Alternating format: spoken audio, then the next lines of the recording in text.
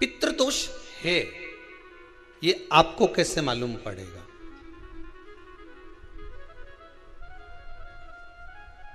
पितृ भूखे हैं, इसका तो वर्णन हमने पहले कर दिया कि रात्रि को जब आप सोने के बाद में 1-1.5 घंटे बाद अगर आपकी नींद खुल जाए, 1 घंटा 1.5 घंटा आप सो लिए, उसके बाद जो नींद खुली तो 1-1.5 घंटे तक अगर आपको नींद नहीं आ रही है, रात्रि को सोने के बाद में 1 घंटे बाद जब उठे तो आपको प्यास लग गई,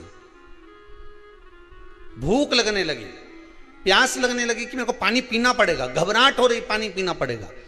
1-1.5 घंटे सोने के बाद अचानक नींद खुले और आपको प्यास लगे, समझ लेना आपके पितृ भूखे हैं और प्यास है।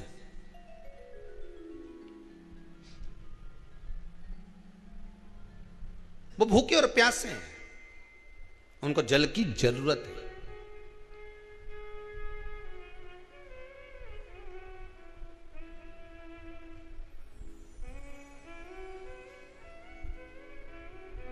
किसी भी नदी में, सरोवर में, कुंड में, बावड़ी में, तालाब में, आप तीर्थ में जाकर जब स्नान करते हैं तो स्नान करने के बाद एक काम का नियम बना लो कि अपने हाथ की अंजलि में जल लेकर अपने पूर्वजों को देना। प्यासे रहते हैं, भाग मांगते हैं।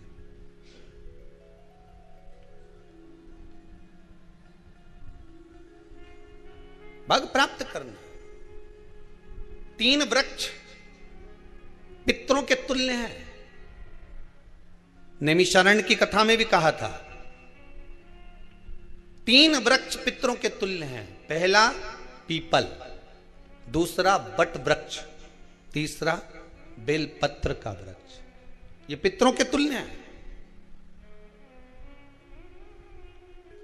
अगर आपको रात्रि में नींद नहीं आ रही है, ऐसा लगता है कि रात्रि को 1 घंटा 1.5 घंटा सोने के बाद कुछ गलत गलत विचार आने लगते हैं, नींद सुबह 3 बजे तक 4 बजे तक नहीं आती, 4 बजे के बाद फिर नींद आती है, तो एक प्रैक्टिकल जरूर कर देखना।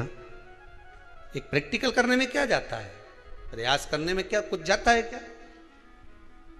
प्रैक्टिकल कर देखना कि कहीं सीओर वाला महाराज झूठ तो नहीं बोल रहा, तो प्रैक्टिकल करने में कुछ नहीं जाए। 1 लोटा पानी लो, उसमें थोड़ा सा कच्चा दूध डाल लीजिए, श्राद्ध पक्ष चल रहा है, बेलपत्री का पेड़ या पीपल का पेड़ या बट का पेड़, इन पेड़ के नीचे ले जाकर उस दूध को दोपहर में सुबह 10 बजे से लेकर 12 बजे के बीच में ले जाकर चढ़ा दीजिए। रात्रि को फिर ना आपको प्यास लगेगी ना भूख लगेगी, नींद एक बार लगी तो सुबह ही खुलेगी। प्रैक्टिकल करने में क्या जाता है? पानी डालने में तुम्हारा कुछ जाएगा? अरे बोलो तो सरी, हमें 10 रुपया का दूध जरूर उसमें, और तुम इतनी चतुर हो, इतना सारा दूध थोड़ी डालोगी, तो 2 चूल्हे डालोगे। कहाँ तुम इतना डालने वाली हो है?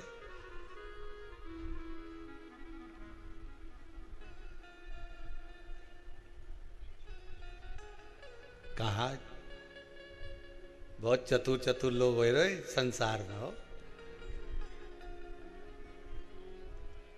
भले पूजन पाठ नहीं करे, पर कहीं का एकदम मिलने आ जाए ना, क्या अम्मा जी है क्या पाठ कर रही है, फिर वो भी बैठ गई तुरंत, अभी तो सोई थी,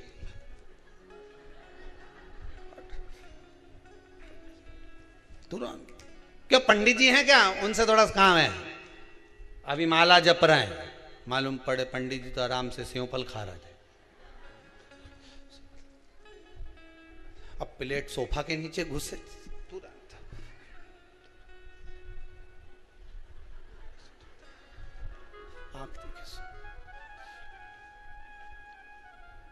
प्रैक्टिकल करने में क्या जाता है, कुछ भी नहीं बिगड़ेगा। ये तो बस जल डालोगे तुम्हारा ही कुछ अच्छा हो सकता है, बाबा की कृपा है।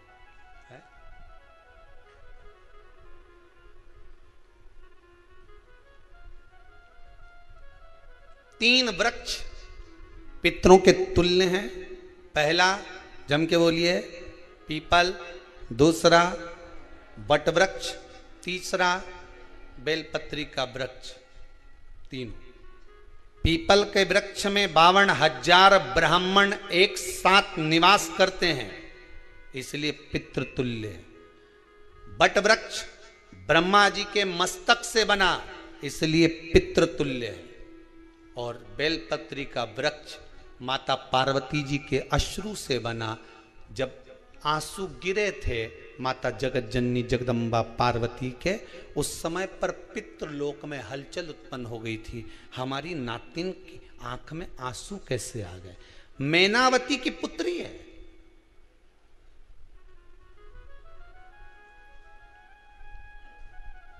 पितरों की नातिन, इसकी अश्रु कैसे गिर गए?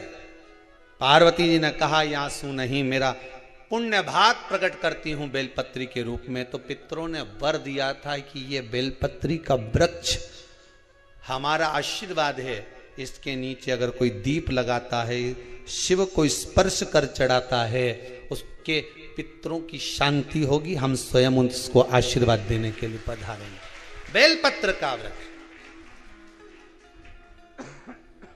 पितृतुल्य।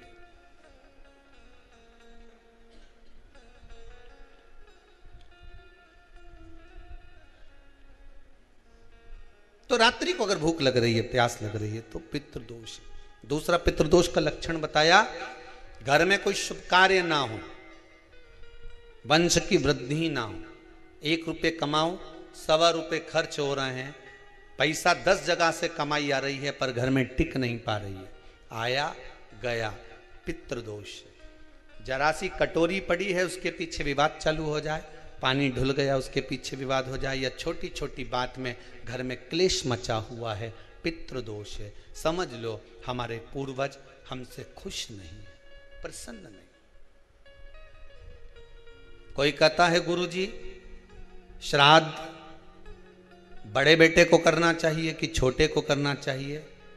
शिव महापुराण की कथा कहती है, अगर जायदाद का पूरा हिस्सा बड़े ने लिया हो और तुमने अपनी माता का दूध ना पिया हो तो एक ही को कर लेने दो। अगर माता का दूध पिया है और अगर एक अंगूठी भी ली है, जरा सा एक कपड़ा भी अगर सास का लिया है, तो श्राद्ध तो तुझे करना ही पड़ेगा, करना ही पड़ेगा।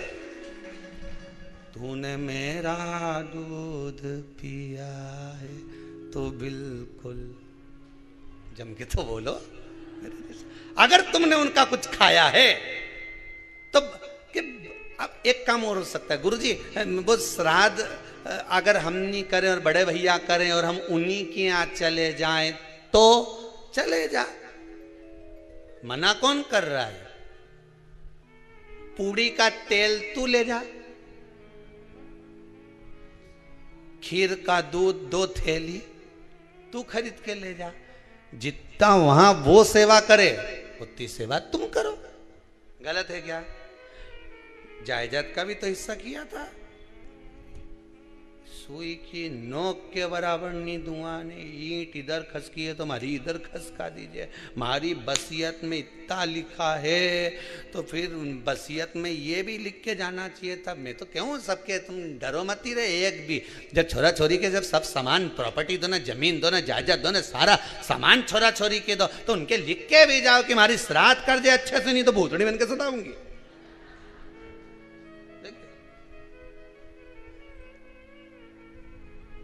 श्राद्ध करो। कितना दिया तुमको? बोलो ईमानदारी से बोलना, कितना दिया? ढेरों में। और एक बात बहुत अच्छे से कहूंगा, आप लोगों के जीवन में उतरे। अगर मायके में भाई, मायके में भाभी, मायके के लोग अगर आपके माँ बाप का श्राद्ध नहीं करते हैं तो बेटी भी अपने माता पिता का श्राद्ध कर सकती है। उसने भी दूध पिया है अपने माता पिता का, पर वो श्राद्ध का भोजन कौन कराएगा? बेटी का पुत्र हो, बेटी की पुत्री हो, वो कराए। और नाम वो नाना नानी का ले ले, करे। अगर वो नहीं कर रहे हैं, वो नहीं संभालते, वो नहीं जानते, तो आप करो, वो करे। 2 भाग होते हैं। जब एक रोटी गाय के मुख में दी जाती है, गाय के मुख में जब हम रोटी देते हैं, एक रोटी जब देते हैं, या तो गाय के मुख में 16 श्राद्ध में जब रोटी देते हैं तो रोटी को बीच में से तोड़कर, रोटी का जो भाग होता है उसको